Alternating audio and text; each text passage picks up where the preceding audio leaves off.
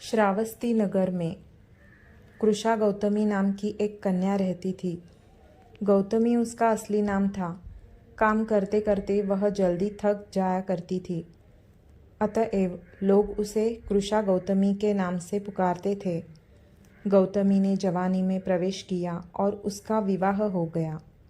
गौतमी गरीब घराने की थी, अतएव उसकी ससुराल के लोग उसका यथोचित आदर न करते थे। कुछ समय बाद गौतमी के पुत्र हुआ। सब घर में उसका आदर होने लगा, लेकिन होनहार कुछ दूसरा ही था।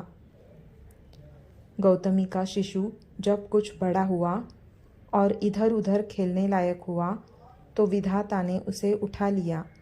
गौतमी ने सोचा, पुत्र जन्म से पहले मेरा इस घर में अनादर होता था। पुत्र जन्म के बाद लोग मेरा आदर करने लगे, लेकिन अब ये लोग मेरे प्रिय शिशु को न जाने कहाँ छोड़ देंगे।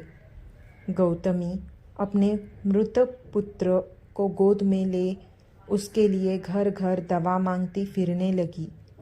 लोग ताली बजाकर हंसी उठा ठट्ठा करते, कहते, पगली, कहीं मरे हुए की भी दवा होती है। किसी भले आदमी को गौतमी पर बहुत दया आई। उसने सोचा, इसमें इस बेचारी का दोष नहीं, यह पुत्र शोक से पागल हो गई है। इसकी दवा बुद्ध भगवान को छोड़कर और किसी के पास नहीं। उसने कहा, माँ, तुम बुद्ध भगवान के पास जाकर उनसे पूछो।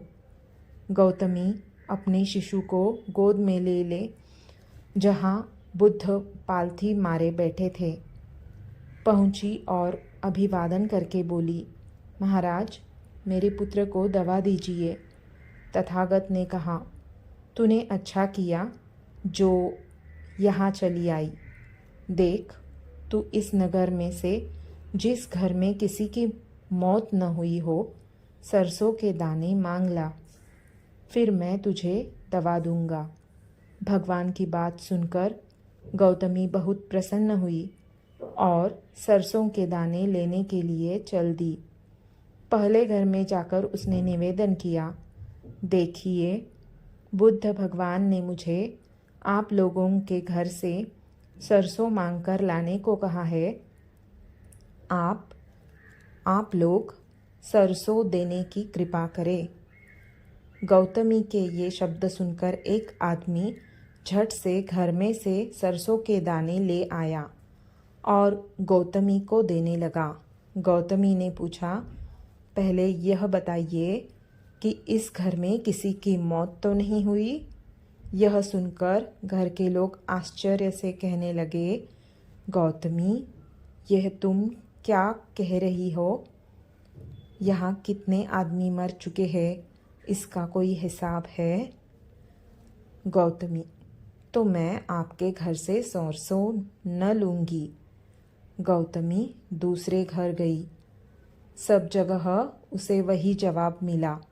उसने समझा शायद सारे नगर में यही बात हो।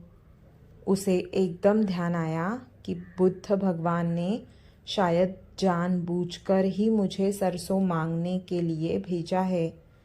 वह शीघ्र ही अपने मृत पुत्र को नगर के बाहर शमशान ले गई।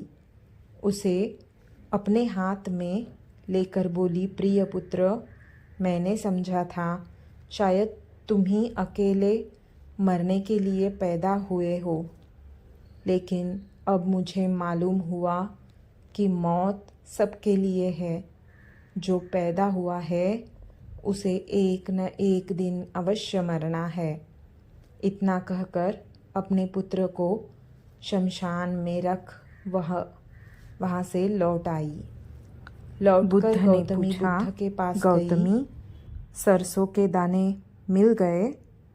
गौतमी, भगवान, सरसों नहीं चाहिए, उनका काम हो गया है।